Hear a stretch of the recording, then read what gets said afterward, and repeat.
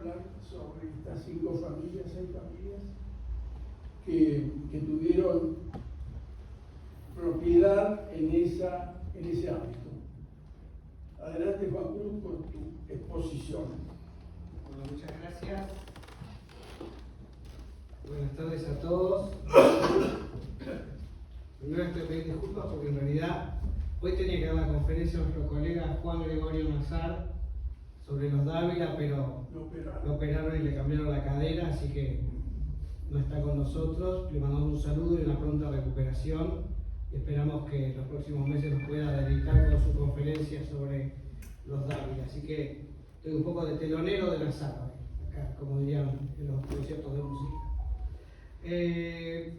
La presente conferencia es un trabajo que en realidad forma parte de una tríada que estoy escribiendo y que empecé el año pasado cuando publiqué La tierra y la propiedad de los Cueli en las tierras de Palermo y de Recoleta, que llegan hasta la suerte número 11 de las que dio Garay. Después de ahí vamos de la suerte 12 a la 21,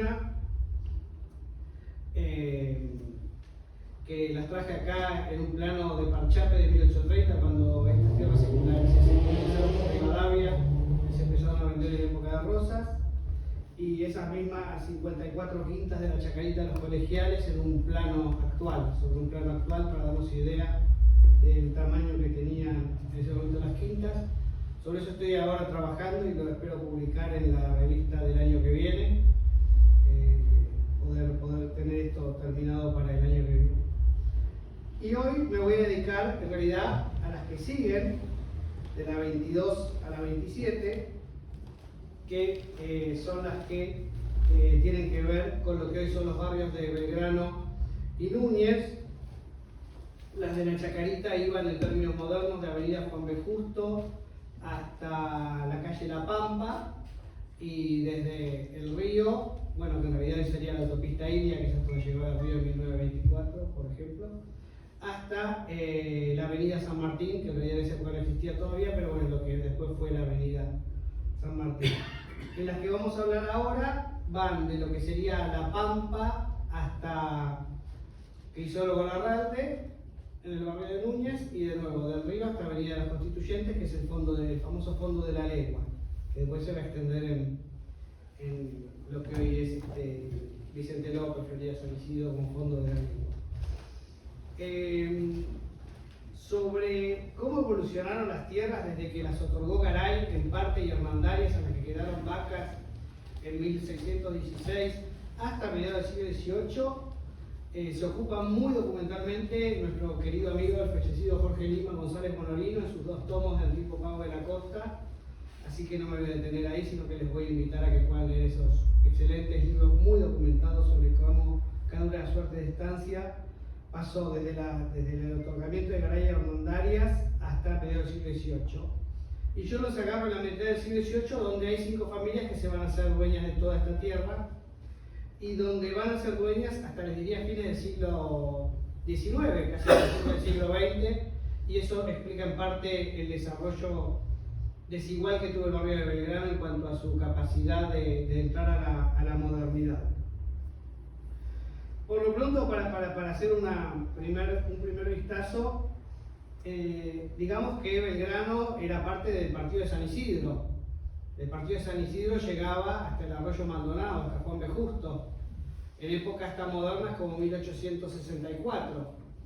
Este plano es del Museo Histórico de Vicente López de 1864, donde ahí pueden ver el arroyo Maldonado de un lado, el arroyo Medrano del otro, que van a ser los límites naturales de lo que es Belgrano y Núñez, y arriba pueden ver también el fondo de la Legua, y van a ver que hay marcados unos cuadraditos ahí, no sé si la vista les da, pero hay unos cuadraditos marcados en el medio, que es el pueblo de Belgrano, que fue anterior al barrio de Belgrano y al partido de Belgrano.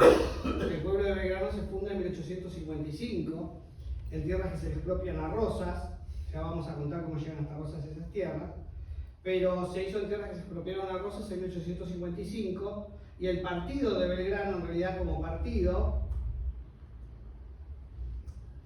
se hace recién en 1865, con límite en Medrano, en el Maldonado, en el Arroyo Maldonado, por un lado, lo ven acá, el Arroyo Maldonado. Del otro lado, lo que después va a ser la General Paz o la calle Sufriategui, que con esas cuestiones del derecho moderno, les quiero decir que si ustedes, para que vean cómo en realidad el límite de la capital no es la General Paz como todos creen, sino la calle Sufriategui, que está pasando la General Paz, pero si ustedes se mueren en la calle Sufriategui, los tienen que anotar en el registro civil de la capital. Pero si se mueren en una casa que está en la calle Sufriategui, los tienen que anotar en la provincia. Porque ese es el límite, digamos, legal de donde les corresponde que los anoten el día que ustedes mueran en la calle Sufriategui. No creo que nos pase a ninguno de nosotros, pero es bueno saberlo por si tienen que anotar a alguien, se sabe. Y el límite del partido de Belgrano era en 1865 el Arroyo Maldonado, Scalabrini Ortiz, hasta lo que era la calle del ministro inglés, porque ahí estaba la calle, bueno, Josefina sabe muy bien porque escribió mucho sobre Palermo Chico, esa calle que hizo Rosas para llegar desde Palermo hasta la quinta que tenía el encargado de negocios de Gran Bretaña, la calle del ministro inglés que se llama Canning, hasta ahí llegaba el partido de Belgrano, y en 1870 lo pasan los límites al Arroyo Maldonado, hoy calle Uriarte Juan B. Justo, pensándolo en términos modernos. Y el pueblo de Belgrano, por su parte, que ahí lo ven, iba de lo que es hoy el río, bueno, el Bajo Belgrano, la calle Pampa, tienen de este lado que se llama Moreno, y del otro lado la actual Avenida Monroe, y llega hasta lo que es Kramer, ahí arriba, y de Kramer a la Avenida Melián, ustedes ven que dice Circo de las Carreras, fue el primer hipódromo que existió en Buenos Aires. El Circo de las Carreras también en tierras expropiadas de Rosas, que duró hasta 1876, que lo sacaron porque lo cruzó el tren, las vías del tren lo cruzaron, hicieron la estación Belgrano R, y pasaron el hipódromo a lo que hoy es el barrio River o la cancha de arriba. Ahí estaba el segundo hipódromo que hubo en la ciudad de Buenos Aires. Y el tranvía te llegaba hasta la calle Pampa y la vía. Por eso si perdías en el hipódromo y te quedabas en Pampa y la vía, el tramway te llevaba gratis. Así que bueno, una anécdota de época. Lo que vamos a hablar hoy, para ya entrar en tema, son estas 4 suertes de estancia que las puse sobre un mapa moderno, una guía Filcar, diría mi mamá, pero bueno, en realidad es Google Maps, para que vean que estamos en la modernidad. La primera va de La Pampa hasta Olazábal, la segunda va de Olazábal a Monroe, la tercera va de Monroe a Congreso y la cuarta va de Congreso a Crisólogo Larralde, en términos modernos. Y todas iban desde el río hasta Avenida de los Constituyentes. La famosa. ¿Qué extensión tenía? Y eran, depende, tenemos una de 350 varas, una de 150 varas, una de 450 varas, 900 varas de frente y todas por una legua de fondo. Por eso Avenida de los Constituyentes es la legua de fondo, el fondo de la legua. ¿No? Como el barrio que uno conocemos, o la ciudad que uno conocemos, tiene unos orígenes que uno no los comprende, ¿no? Y por supuesto que en esa época no existía ni la línea negra que ven ahí, que es el ferrocarril, ni mucho menos las líneas coloradas, que es el subte B, ni la línea azul, que es el subte D. No existía nada de eso en ese momento, pero había un viejo camino hacia el norte, que era la vieja avenida 25 de Mayo, después Cabildo, y había un camino hacia los santos lugares, que era la actual avenida Balbín. Eso sí existía, ya para 1850. Ahora vamos a ver por qué. Bueno, vamos a entrar en detalle. Vamos a empezar por la primera de las suertes, la suerte de los Espinosa. En 1705, ante el escribano Francisco de Angulo, don Juan de Espinosa y su esposa, doña Ana de Segura y Cáceres, le permutan estas tierras a Pedro Romero y su esposa a cambio de una esclava. Así que toda la suerte valía una esclava. 45 años más tarde, su hijo Pedro de Espinosa, que recibe las tierras cuando muere su madre, se las dona a su hermano en 1751, a cambio de una esclava. 200 pesos. Así que para en la primera, sí, los 200 pesos se ve que la esclava esta no era tan pues como dirían los que compraban los esclavos en esa época, no tendría todos los dientes en su lugar, entonces valía menos la esclava. Pero lo increíble es que la mayoría del barrio de Belgrano, Belgrano R, Villa Urquiza, en la primera mitad del siglo XVIII valían una esclava. Y esto tiene una explicación. las esclavas eran algo costoso en Buenos Aires, no todo el mundo podía tener una esclava. No era para todos tener una esclava. Y las tierras estas no valían nada, porque para llegar a Belgrano en esa época, vos salías del centro de Buenos Aires, ponele de la Casa de Gobierno, por poner un centro geográfico, primero tenías que pasar el Zanjón de Matorras, que era bastante profundo, que iba por la calle Paraguay, y tenía un puentecito de madera sobre la calle Florida, que en general se venía abajo cuando el arroyo se desbordaba. Una vez que pasaste el Zanjón de Matorras, tenías que pasar el arroyo Tercero o Manso, que corre abajo de la calle Austria, que también se desbordaba tanto que por eso Cueli pide hacer un oratorio en su quinta, porque cuando llovía mucho no llegaba a la iglesia del Pilar, porque antes se inundaba tanto que no llegaba a llegar a la iglesia del Pilar, en la Recoleta. Después de ahí tenés que pasar el arroyo Oiugarteche, que no era tan bravo, pero también había que pasarlo. Pero si pasabas todos esos en un día de lluvia, llegabas al arroyo Maldonado, de Juan B. Justo. Sí, todos los que te cuento siguen por abajo. Y desde la época de Macri que no se inunda más, pero antes se inundaba. Llegás al arroyo Maldonado, que era un problema porque tenía 25 metros de ancho y unos cuantos de profundidad, y cuando el agua venía por la actual Juan B. Justo por el arroyo Maldonado, te llevaba todo por delante. ¿Bien? El arroyo Maldonado recién se entubó definitivo en 1940 y se hizo la última intubación en la época de Macri, es cierto, y por eso no se inunda, eso es cierto de Mauricio. El resto no sé, pero eso es verdad.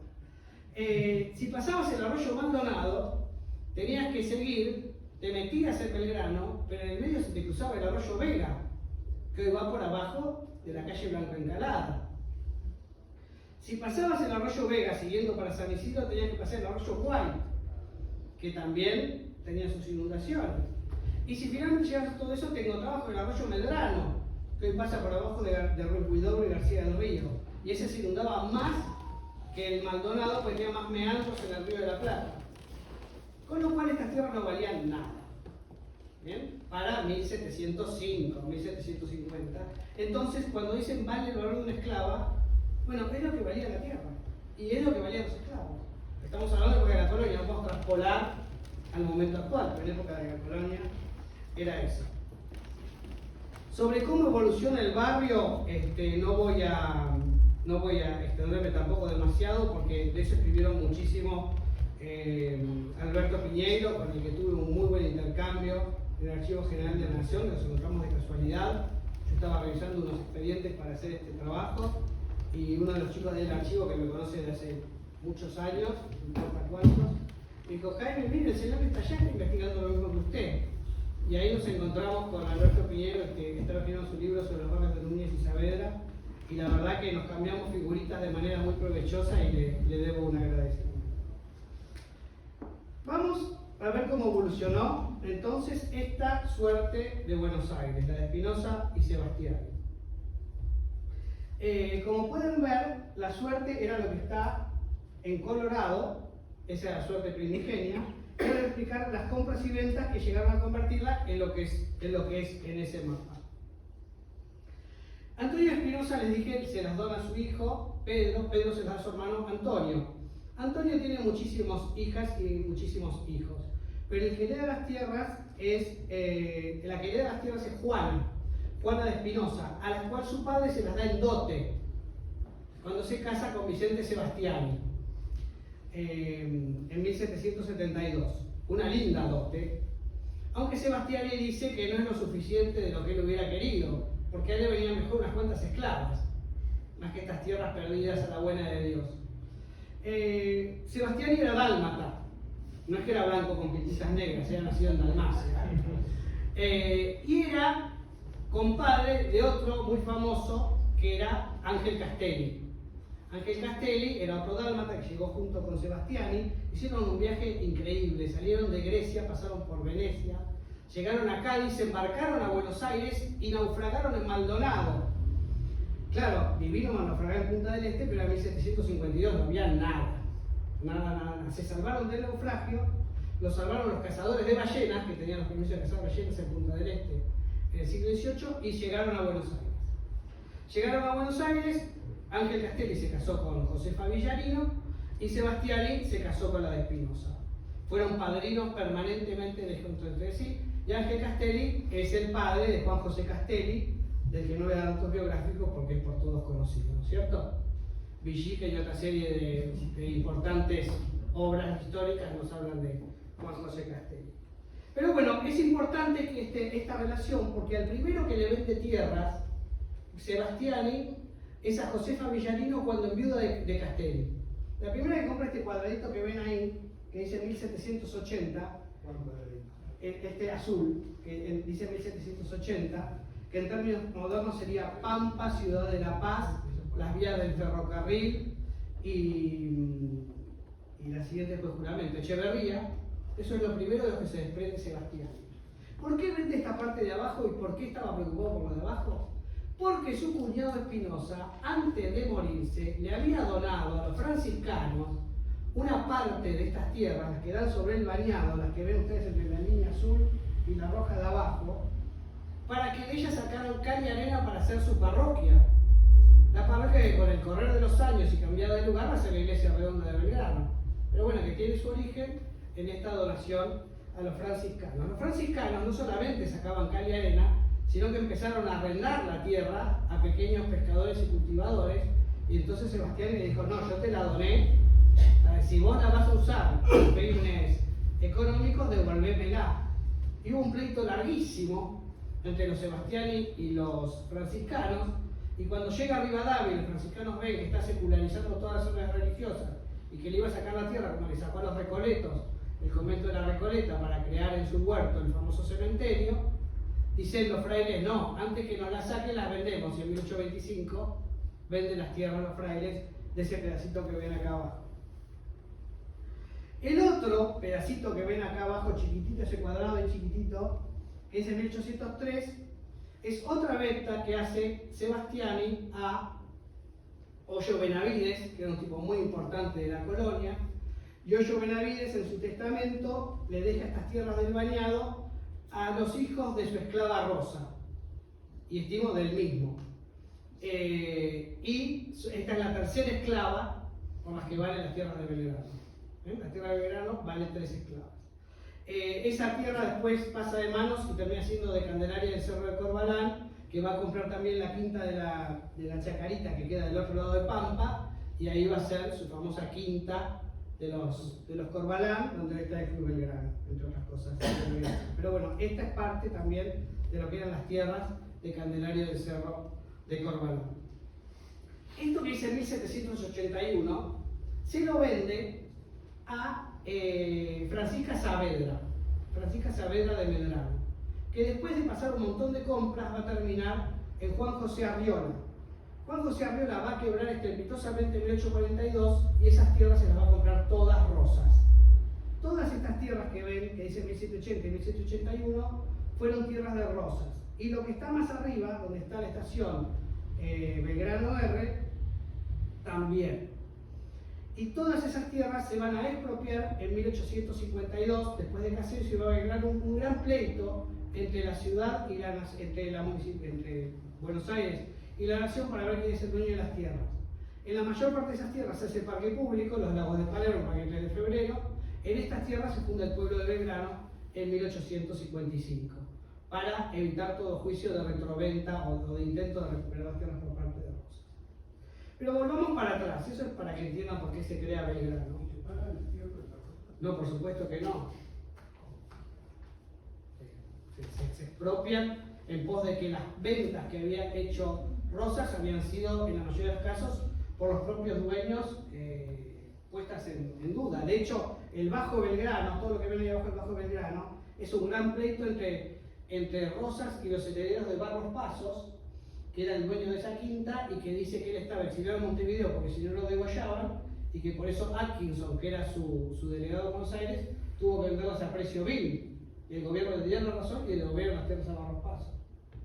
Entonces hay toda una cuestión de juicios con Rosas complicadísimo. Josefina sabe más que yo del tema porque vio todo Palermo y vio quinta por quinta como algunos las ganaron y otras no las ganaron, pero así está escrita la cuestión. Una confiscación. Muy bien. El doctor es abogado y juez, así que usa los términos jurídicos con mucha precisión que yo, que soy politólogo y los tiro al aire y a algunos le pego y a otros no tanto. Bueno, volvamos a Sebastiani. Vicente Sebastiani y doña Juana Espinosa tienen 3 hijos. Uno es sacerdote, El otro es también bastante famoso en las invasiones inglesas, del que se dice, dicen los documentos, que a pesar de ser tartamudo fue un gran profesor de historia. Y Pedro Sebastiani, que la madre le da las tierras en 1800, los hermanos le hacen un pleito y termina en un arreglo extrajudicial de acuerdo a todos, y las tierras quedan solo para Pedro Sebastiani, ni para el cura ni para Baltasar.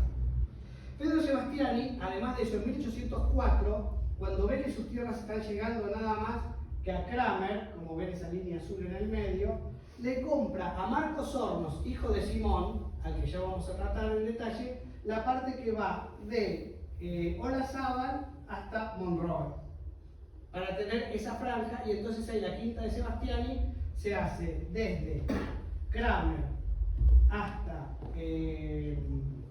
desde Melián hasta Constituyentes, desde La Pampa hasta Monroe, y lo divide en tres grandes quintas, en tres fracciones. La primera va desde Melián hasta Álvarez Thomas.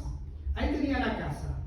Tenía 140 cepas retoñadas de higuera y 74.000 cepas de durazno destinadas solo para leña. 74.000 durazneros había entre Melián y Álvarez Thomas.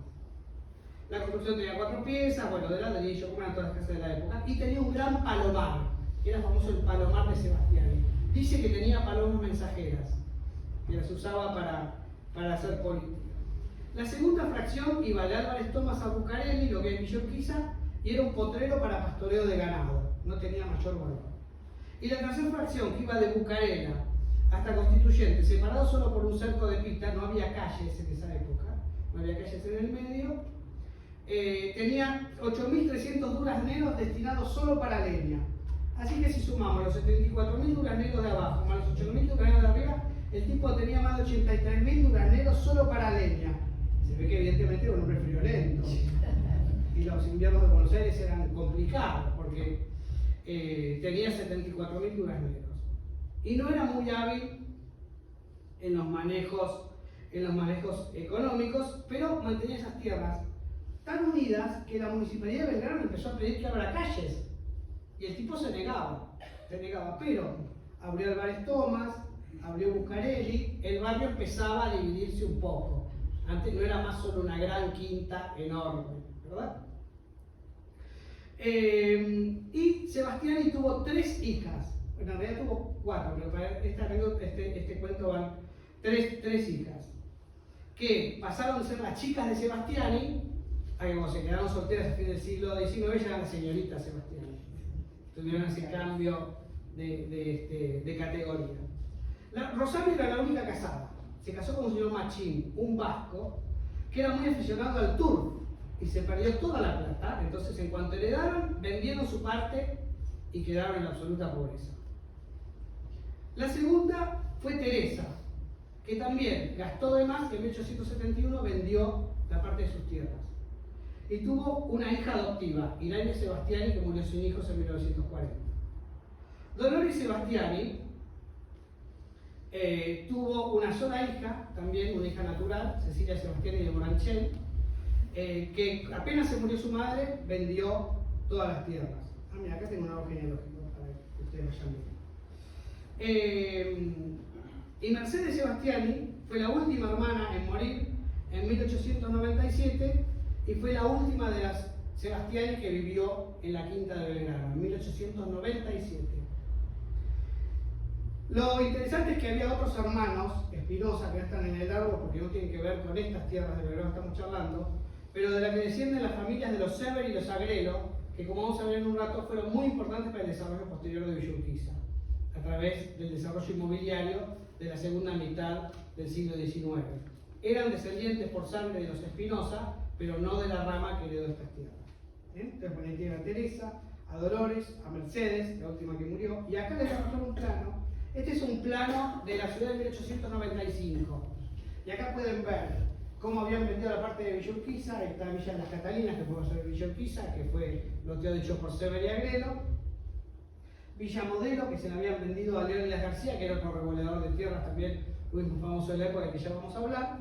Y las quintas que quedaban. La pequeña quinta de Mercedes Sebastiani, bueno, pequeña en términos modernos, no es tan pequeña, porque son 8 manzanas actuales en Belgrano R. Tan mal no está. Y la otra que es una gran quinta en forma de L que quedó de Dolores, que es lo último que quedó. Todo lo demás lo fueron vendiendo. Pero para 1895, miren las fracciones que todavía quedaban en manos de los Sebastiani. ¿No? Interesante. Vamos a cruzar la calle y nos vamos a ir a la suerte 24 de los Hornos. Absolutamente.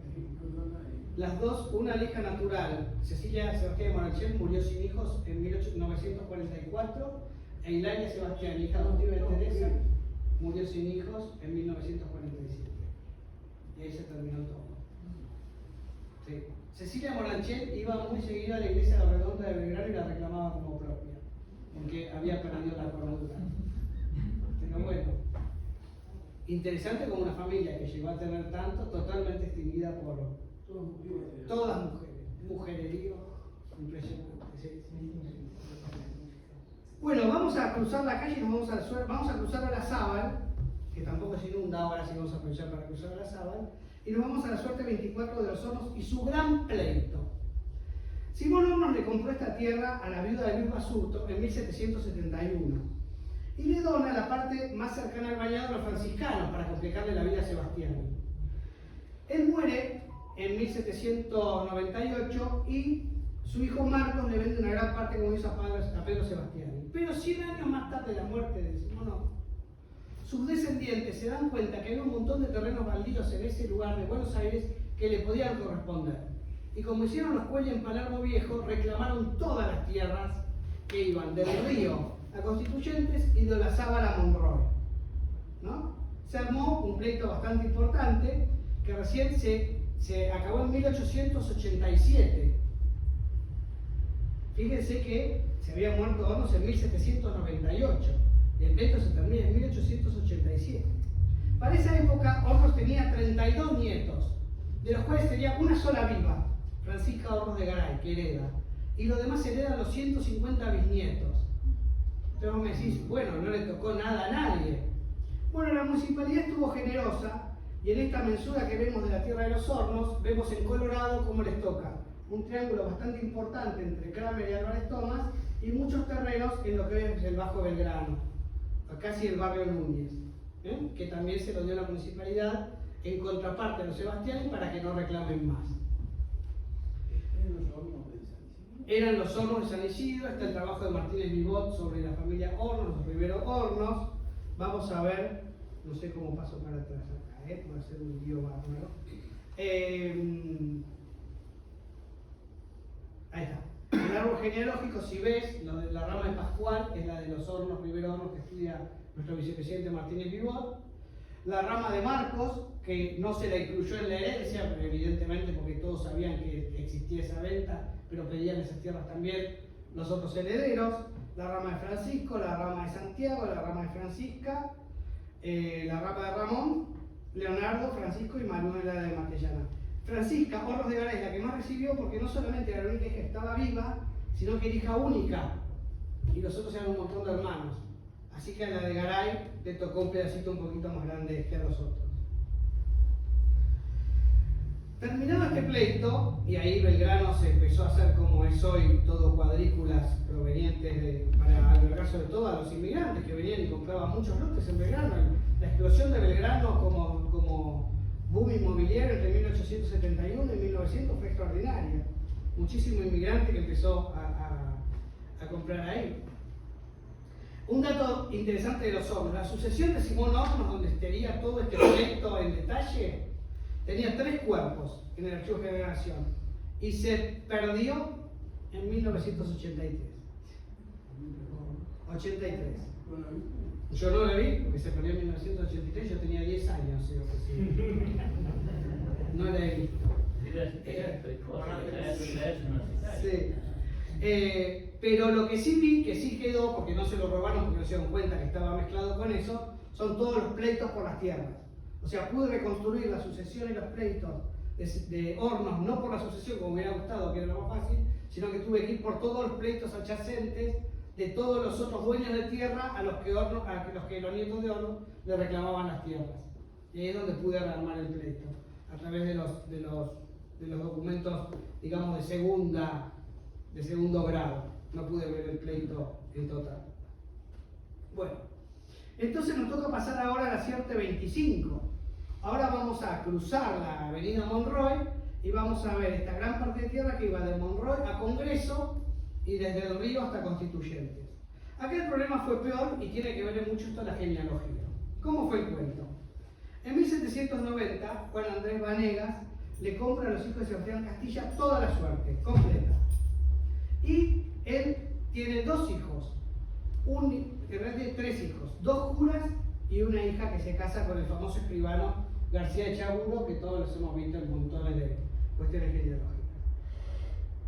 José León Vanegas, un poquito antes de morir, se le dona su mitad a sus sobrinos nietos, Oliver. ¿Por qué? Porque su hermana Micaela tenía una sola hija, Nicanora García Echaburo de Oliver. Entonces toda esa parte de la tierra se iba pasando de generación en generación de a uno, sin necesidad de abrir. Acá ven un mapa donde la línea que les marco ahí en verde en diagonal, que dice 1853, de ahí para abajo era del cura Vanegas y se lo dona a los sobrinos nietos Oliver.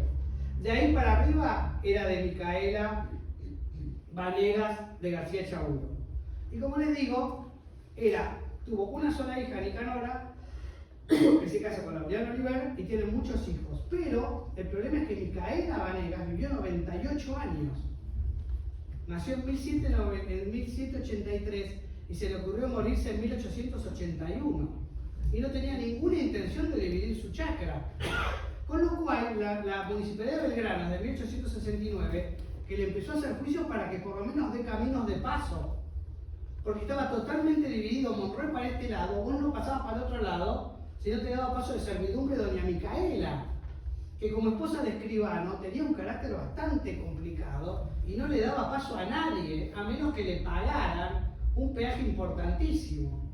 Con lo cual, esto quedó así.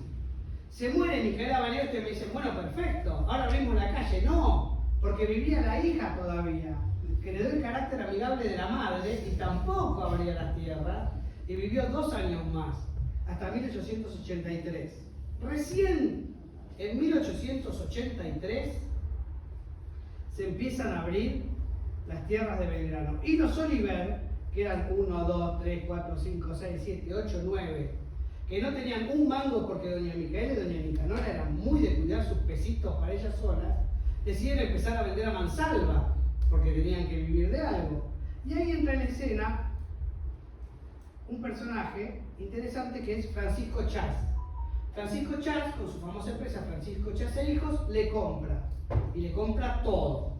Le compra en 1887 para hacer la continuación de Villurquiza, que ya habían empezado a abrir y Sever. Le compra en 1888 para venderle después. Miren que vivo Chas, sabía que por ahí pasaba el tren. ¿Ven el tren ahí marcado en un plano moderno?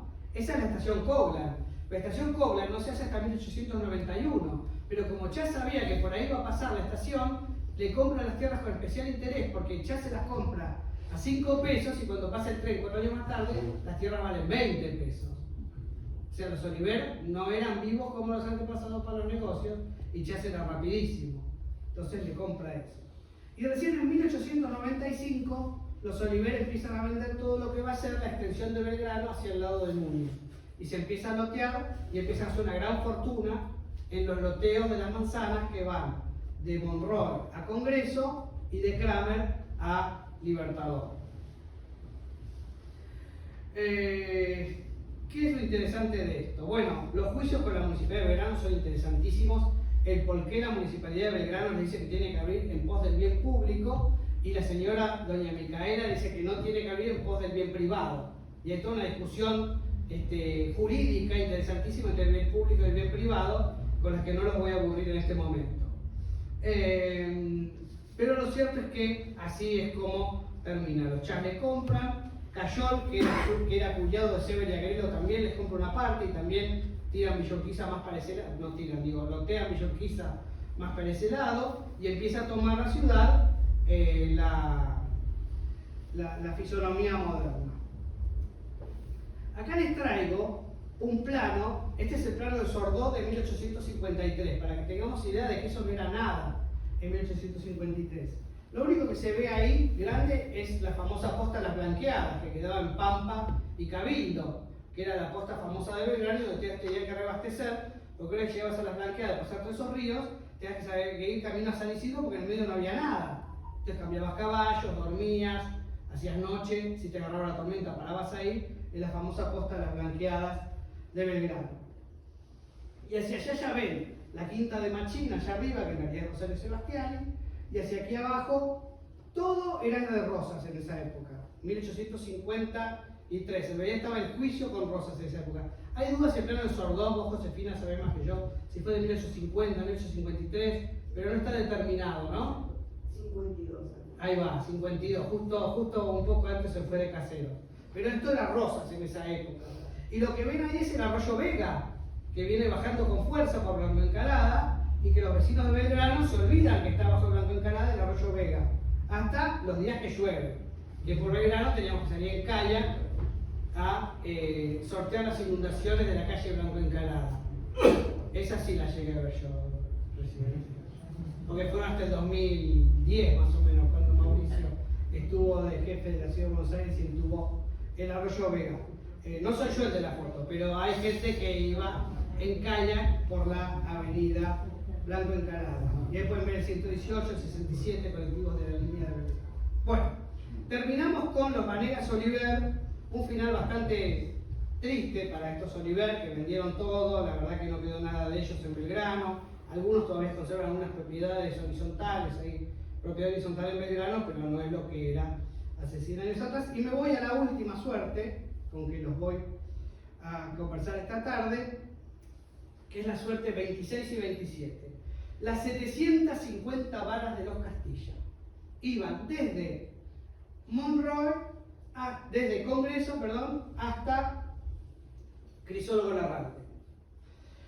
Juan José Castilla las compra en 1794 y quería seguir comprando para el costado, pero más al costado viene la suerte 28, 29, 30, 31 y 32, que hoy es el barrio de Saavedra, y que todavía era parte de la propiedad de los Medrano. Y los Medrano no vendían, a menos que viniera un inglés con mucha plata como Diego White, que terminó comprando gran parte de la propiedad de los Medrano. Pero de eso no me voy a detener porque mi amigo Juan Manuel Medrano está escribiendo sobre eso y que dé él una conferencia. Tampoco yo lo voy a volver acá para que Juan Manuel les cuente de mí lo mismo de nuevo. Pero él lo tiene súper estudiado porque el abuelo de él, Samuel W. Medrano, fue un tipo muy importante, además fue miembro de nuestro instituto, copió a mano alzada todo un juicio de tierras que hay hoy en el archivo Levene, en La Plata. Lo copió en 1946, gracias a Dios, porque a partir de 1955 se lo robaron y nadie tiene hoy ese pleito. Así que bueno, lo salvó el abuelo de Juan Manuel y yo espero que en algún momento lo publique porque tiene cosas muy interesantes. Bueno, cuestión que la suerte de Castilla iba de Congreso a Larralde, de Libertador a Constituyentes. Se muere Juan José Castilla en 1759 y se reparte la suerte entre sus hijos. Una parte muy grande, acá de nuevo las varas son diferentes, porque a uno le tocó 350 varas, a otros 100 y a otros 150. Acá tiene lo que le tocó a Damasia, le tocaron 300 varas de Congreso y Verá, a Martina le tocaron 100 varas de Verá Guaira, a Mariano le tocaron 100 varas de Guaira Manuel Pedraza, y a Hilario le tocaron las 250 varas de Manuel Pedraza Larralde, que es la que me voy a detener, porque esas son las que compran Núñez y sus socios para crear el barrio de Núñez. Le tocan a 3 hijos de Hilario, a Francisco, que se muere soltero, y la heredan sus 2 hermanas, Antonia Castilla de Medrano y Anselma Castilla, que es la que le va a vender las tierras a los Núñez. Acá tengo un plano moderno donde, además de poner las distintas suertes de los Castilla, ven ahí que hay como un rectángulo, bueno, no es un rectángulo, en geografía no sé cómo se diría, es como un cuadrado y rectángulo en verde, que es el futuro barrio de Núñez y Saavedra, que es lo que van a comprar Núñez y sus socios a partir de 1872. Vamos a las compras. Esto es enorme, miren. Esto es Manuela Pedraza, Avenida Libertador, Larralde, Sufriategui, o sea, el límite con la capital, Melián, Guidó. Bueno, se los voy a mostrar un mapa que es más fácil. Este es el plano de cuando se dividen las tierras que compran Núñez y los socios en 1874. Los socios eran Rocha, Montes, el mismo hermano de Florencio Núñez, que era Amadeo Núñez, y Macías. Y ahí está dividido en colores porque los que están de color azul son de Macías y Montes, los que están de color verde son de Chegaray y Rocha, y los que están en color negro son de los Núñez. No se nota nada los colores, ¿no es cierto? Pero ustedes créanme que es así. Créanme que es así. Este plano lo encontré gracias a Piñeiro, justamente. Le voy a contar un cuento divertido. Estábamos en el archivo revisando con Piñeiro y le digo a Piñeiro: che, vos sabés que encuentro todos los protocolos, pero no estoy encontrando el plano. Y vi una escritura donde dice que el plano está inserto en la escritura tal, del escribano tal, y no está. Dice, no. Dice, vos estás viendo el tomo 1. Sí, el tomo 1, donde dice la escritura. La escritura está mal, está en el tomo 2. Les escribieron, de ahí lo vas a encontrar. Y gracias a Piñeiro, hoy ustedes tienen este mapa acá. No, Piñeiro, Alberto Piñeiro, un historiador de los barrios de Belgrano y de Saavedra. Que me guió y me dice, claro, como yo no lo encontraba tampoco, me vi el tomo 2 y ahí lo vas a encontrar, está mal. Pero lo increíble es que está mal puesto en un estudio de títulos de 1987. Donde fueron para atrás en la propiedad, y ahí dicen el tomo 1 del escribano tal, está el plan de división, de los socios, de la firma. Pero bueno, 100 años más tarde lo encontramos. Y la sociedad dura muy poco, miren, la verdad que dura muy poco. Ellos empiezan a comprar tierras en 1869, entre 1872 y 1873 compran todo esto, pero en 1874 ya empiezan a quebrar. Se dividen el condominio, porque ese era muy común en los revoleadores de tierra.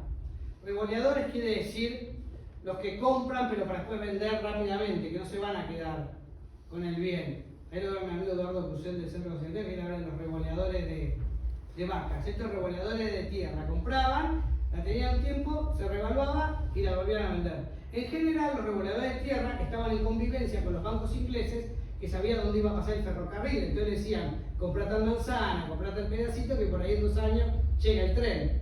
Y bueno, entonces después esa tierra valía 4 veces más y la iban a vender. Famosa especulación de tierras que va a dar origen después a la crisis de 1890 de la Baring Brothers, pero no me voy a detener en eso, pues va para otra conferencia completamente distinta. Pero sepan que esta especulación de tierras de Núñez y compañía es lo que va a acelerar en 1890 la crisis de 1890. Y Núñez y su hermano Amadeo también se dividen los terrenos y se declaran el concurso, y ahí un montón de gente adquiere la tierra porque van a pleitear el concurso de Núñez hermanos, y adquieren la tierra por muy poca plata en medio de ese pleito. Y finalmente dividen el condominio. Bueno, vamos a hablar un poquito de, bueno, la estación Núñez. Traje este plano, que es divertido porque está la mensura de Lorenzo Núñez de 1863, donde ya pasa la vía, pero no hay estación Núñez. ¿Por qué? Porque la estación primera que se hizo fue la de Belgrano, en 1862, Belgrano C, la famosa estación de Belgrano C. Y de ahí se hizo, en 1870, la punta de rieles en lo que es estación Rivadavia. O sea, el tren no paraba en Núñez, iba directo de Belgrano a Rivadavia. Y ahí terminaba el tren Mitre, que hoy se llama el tren Mitre. Por eso, en la mensura de Lorenzo Torres de 1862, ya está planeada la vía que va a pasar por el medio de la quinta. Y por eso se la compra Núñez y funda en 1873, lo ven del otro lado, la estación Núñez, con el tren pasando, pero la estación fundada. ¿Bien? Entonces, para ir terminando, porque ya veo que están algunos bostezando, otros cara de aburrido, voy a ir a la última familia que vamos a tratar esta tarde, que son los Núñez. Y acá les voy a poner el arbolito genealógico porque yo voy a ir hablando, que ustedes van a ir viendo los genealógicos. Los Núñez se inician en la época de la colonia. El primero es José Julián Núñez Gálvez, soldado del presidio español, que llega a Buenos Aires por 1730 y que se muere en Buenos Aires el 7 de mayo de 1776. O sea que en 3 días van a ser 250 años de la muerte del primer Núñez en Buenos Aires. No se festejen, hagan algo, lo que les parezca, pero yo lo traigo como dato anecdótico, que se murió el 7 de mayo de 1776, hace casi exactamente 250 años. Alférez de Dragones se casa con Dionisio de la Plaza, que tiene una muy linda genealogía por los días de Santa Cruz, que no me voy a detener. Porque este trabajo en realidad lo van a haber publicado mucho más completo y con las fuentes, nota a pie de página y todo lo que escribimos de genealogía en la revista que sale a fin de año. Esto es como un adelanto, pero bueno, en esa revista van a ver toda la ascendencia de los días de Santa Cruz.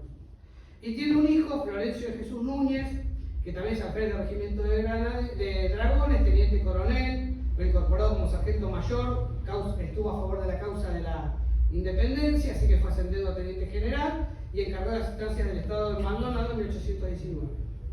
Se casa en 1797 con María Engracia Ferreira Engarzábal. Interesante porque es nieto materno de don Miguel de Igarzábal y de doña Rosa Sarmiento, donde vienen todos los Igarzábal del mundo que ustedes conozcan, sean cordobeses, correntinos, porteños, todos los Igarzábal de hoy en día descienden de Miguel de Igarzábal y de Rosa Sarmiento, abuelos de María Engracia Ferreira del Mundo. Tienen por hijos a Juan Ramón, que cuando hacen el testamento de su padre, la mamá dice: hace 28 años que no tengo idea dónde está, se fue al interior del país y no tenemos noticia del punto cierto donde residió. Y yo tampoco lo encontré. 200 años más tarde. Y Manuel de Jesús Núñez, que sigue la línea, que nació en Canelones, futuro Uruguay, porque en 1807 no era Uruguay todavía Virreinato Río de la Plata. Cuando el padre estaba destinado ahí, nació en Canelones y se murió en Buenos Aires en 1884. Fue corredor de bolsa y se casó con Lorenza Meléndez Tobal y Casavalle, que también es una jefa muy conocida. Los Tobal y Casavalle los publicó nuestro querido amigo, el fallecido Diego Herrera Vegas. Ahí pueden ver todos los Tobal, así que no me voy a detener tampoco en esa genealogía. Y tiene varios hijos, dos de los cuales son los que compran tierras, que son Florencio Emeterio y Amadeo Núñez. Ahora vamos con estos muchachos. Florencio Emeterio Núñez se casó en primeras nupcias con su prima doble, segunda, Isabel Fernández Igarzábal Meléndez Tobal, y tras enviudar con su sobrina carnal Matilde Molina Núñez. Bueno, era hombre de no buscar muy lejos las cónyuges, ¿no? También que lo arreglaba todo en un té de familia. De los dos matrimonios tiene descendencia hasta el día de hoy. Al momento de enviudar a su primera esposa, había comprado la quinta de su suegro en Núñez, en lo que hoy es Cabildo, Manuela Pedraza, Kramer y Calle Núñez. Y a partir de 1872 comenzó a comprar más tierras, como vimos anteriormente, con su hermano. Ya hablé de la estación Núñez, así que los voy a dejar pasar ese dato. Y el 27 de abril de 1873 se funda el pueblo de Saavedra y en la estación Núñez el mismo día. Como dice Piñero en su libro, nace un pueblo Saavedra y una estación Núñez. Y tal algarabía hizo Núñez para vender los lotes que había comprado, que alquiló un tren que salió desde Retiro, solo llevando a los compradores de tierras al remate que se hizo esa tarde, donde un numeroso grupo de personas disfrutó de una tarde campestre, pastelitos, tortas fritas, todo a cargo de Núñez. Se hizo un remate y vendió todas las tierras que tenía para vender. Después viene la quiebra, que ya les hablé, pero hay que decir que Núñez fue muy interesado en la vida pública. Fue 2 veces juez de paz del partido de Belgrano, y como juez del partido de Belgrano y elector del presidente Julio Roca en el colegio electoral que en ese momento elegía la presidencia, le tocó ser el encargado de entregar el partido de Belgrano a la capital federal en 1888, cuando Belgrano y San José de Flores se integran definitivamente a la capital de la ciudad para que Buenos Aires hoy tenga la fisonomía que le conocemos. Recién en 1888. El pobre Núñez le tocó como juez de paz de Belgrano ser el entregador del partido de Belgrano, a lo que muchos se negaban. Sepan que muchos pobladores de Belgrano, muchos pobladores de San José de Flores se negaban a ser parte de la capital, en parte porque los impuestos eran mucho más caros. En parte, y en otra parte porque también tenían una ascendencia muy localista. Fíjense, un tipo que nació en 1855, recién fundado Pueblo de Belgrano, y que 30 años más tarde diga que va a ser un porteño más, que Belgrano ya no tiene entidad propia más que un barrio de la capital. Hubo mucha resistencia a entregar Belgrano y San José de Flores. Bueno, pero Núñez tampoco era tan malo, donó los terrenos para la iglesia, que hoy la pueden ver en Cabildo y Crisólogo con Arralde, la iglesia. Y también fue un apasionado del tour, y junto con Bosch, con White y otras personalidades, estuvo en el proyecto del Hipódromo Nacional, que funcionó entre 1876 y 1880 88, en el actual barrio River, que tiene esa forma ovalada porque sigue lo que era el viejo hipódromo, el óvalo del viejo hipódromo, que después se trasladó primero a casi Berlín con la capital y muy posteriormente a Palermo, donde lo conocemos hoy. Pero el hipódromo de Palermo es muy moderno en términos históricos, ¿no? El hermano y socio de Florencio, Amadeo Núñez, que nació en 1840 y murió en 1907, al igual que su hermano, sentía mucho afecto por la familia y se casó con su prima segunda, Micaela Tobal Tagle Casavalle Tagle. ¿Bien? Y de ahí también hay descendencia en los Aramburu Núñez, Basavilbaso Núñez y otras familias derivadas. Por ahí al fondo veo un descendiente. No me dejan, en realidad un cónyuge descendiente que se arroga la descendencia. Bueno, Sara Núñez se casó, la hija de Amadeo, Sara Núñez se casó con Ciro Zagarra, que para los que son escribanos me sonará conocido, fue un escribano muy importante de La Plata, fue el que creó la primera caja jubilatoria profesional del país, y hoy en su momento una escuela rural donada por el Colegio de Escribanos de la provincia de Buenos Aires lleva su nombre. Y el único varón, Amadeo Florencio Núñez, se casó con María Cristal Cepeda, y como les dije recién, hasta el día de hoy están las familias Aramburu Núñez, Núñez de Basavilbaso y sus derivados modernos. Y con esto yo pongo fin a la charla, al recorrido por el antiguo cuartel primero de San Isidro, devenido Pago de Belgrano y devenido hoy derivado en numerosos barrios de la capital, que no ha perdido su encanto a pesar del tenaz trabajo de la modernidad por hacerle perder su aire bucólico de casas bajas por un amontonamiento horrible de torres. Muchas gracias.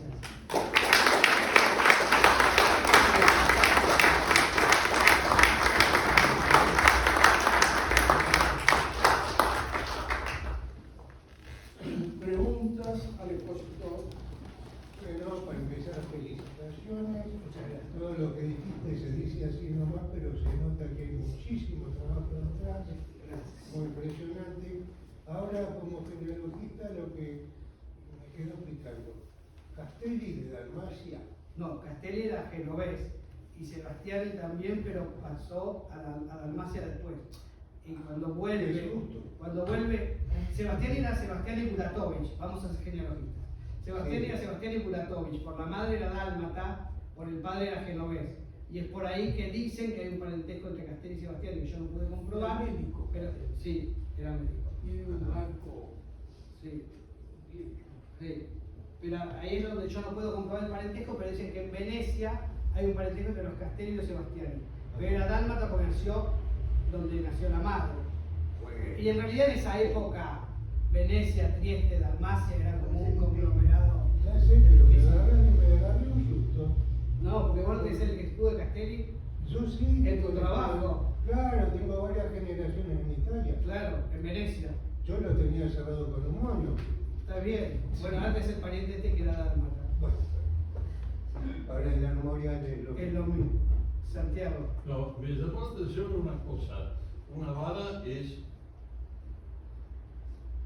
yo creía que era más o menos como una yarda. Bueno, ahí hay todo un problema. 100 varas es menos de una cuadra de ancho.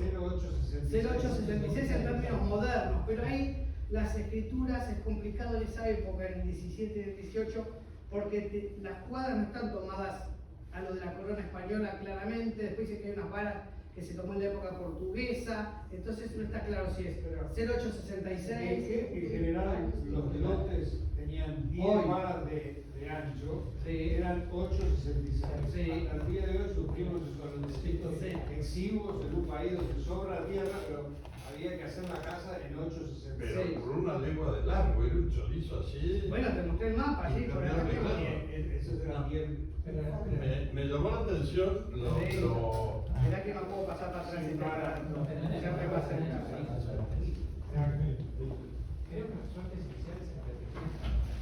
Una clase de Mirá, mirá. parece algo menos de una cuadra de ancho por todo ese lado. Bueno, mirá lo que era la mensura de los hornos del río a Constituyentes y de la Sábara a Monroy, mirá que esa lonja. Claro, Pero ahí hay hasta más te de diría que una es cuadra. 200 bares, 150 bares. Las de 100 varas son las de los Castilla, esperá que vemos más adelante. Una casa. Acá tenés, mira, acá tenés 350 varas de un lado, 350 varas del otro, 100 varas y 150 varas. Puedo En términos modernos. Menos de una cuadra. puedo hacer un comentario. En Chascomús hay una calle ancha, que es la calle 50 varas en el lenguaje, diríamos, el recuerdo público. Popular. 50 varas, porque por esa calle era la calle de las tropas. La calle que venían las tropas desde el campo, y entonces la calle tenía 50 varas, que es no es muy ancha. Bueno, pero ahí te voy a hacer otra salvedad. Te voy a hacer otra salvedad que a mí me pasó diciendo de los Cueli y me volvió a pasar eso de Belgrano y me está pasando ahora en Chacarita. Cuando vos ves los títulos de propiedad actuales y haces estudio de títulos para atrás, te llevan a lugares que tendrían que ser la suerte de al lado. Porque las 150 varas se me terminaron 20 metros antes. Pero qué sé yo, Olazábal. Tenés 20 metros de Olazábal, que las calles que están en esa esquina son de la suerte 25 en el estudio de títulos. Pero en el plano moderno es Olazábal, no son 20 metros de Olazábal. Entonces tenés esa diferencia de 20 metros. Vara de 30 distinta metros. extensión. Hay que ver con qué vara lo medís. Exacto. Diría mi abuela. Hay que ver cómo tenés la vara. La vara de Adorni y otra vara. Claro, la vara de Adorni es bastante más larga que esto. Pero bueno, cuando vas con el título para atrás, a mí me pasa muchísimo en estos trabajos. Le tuve que corregir, bueno, perdón, no voy a hablar de un fallecido. Le tuve que corregir a Jorge Lima en su libro. Todos los estudios están perfectos del título hacia atrás. Se equivoca en todos los límites de las suertes. Porque sigue un estudio del Instituto Agrario de 1943, donde un tipo decidió que las varas iban en diagonal y midió las varas en cuadras modernas y empezó un desfasaje en la Plaza San Martín, que para cuando llegás a la General Paz tenés un desfasaje de 4 suertes. ¿Entendés? Entonces tuve que corregir todos los límites de las varas de Jorge Lima cuando hice el trabajo de los Cueli y que sigo acá y que sigo en el Chacarita. Porque está muy bien estudio de títulos hacia atrás. Pero como él no vio títulos de propiedad modernos, el desfasaje de las varas, que también le pasó a Luqui Lagleise, en Síntesis Histórica de Buenos Aires, pero le pasó en menor medida, porque el tipo se ve que vio algunos títulos y supo definir, el Arroyo Maldonado divide la Chacarita de los Colegiales de los Cueli, La Pampa divide Rosas de la Chacarita de los Colegiales, eso Luqui Lagleise se ve que vio más títulos modernos que lo que vio Jorge Lima y un poco los corrigió, pero acá también se hace lío, porque como decís vos, un título de propiedad dice, ¿esto es Olazábal o es Echeverría? ¿Esto es Pampa o es la mitad de la barranca? Y bueno, lo que pasa es que los que hacían los planos en el siglo XVIII no tenían el GPS como nosotros para meterle, No, el a mí agrimensar, lo meterle que por me llama la línea de atención fondo. es que 100 varas es menos de una cuadra de ancho. Sí. Me llama la atención. Hay una Sobre otra todo con las pregunta. calles que van a hablar. 12 varas la cuadra. ¿Cómo? 12 varas la cuadra. 12 varas la cuadra, sí. ¿Querés decir algo? Sí. No, decí, Josefina, vos sos la que no sabe acá de No, esto. decía que lo mismo ocurría en Almería, después que se fueron los moros, que quedaba un árbol en una vara, y resulta que el dueño era otro, el vecino, o tres vecinos, se tenía que cortar los árboles. O sea, no, Sí, y acá se arman mucho lío también. Impresionante. Y por eso no es casual que se hayan robado las sucesiones de los problemas de propiedad en lugares tan complejos. Porque claramente alguno que quería reclamar y veía que su derecho estaba sobre el del otro, nada mejor de que no haya un documento para buscarlos. Y que el juez acepte amigo del juez y que el juez dictamine de acuerdo a la amistad con los propietarios que se superponen. Pero no voy a entrar en ese tema que era para otra conferencia. Muchas gracias.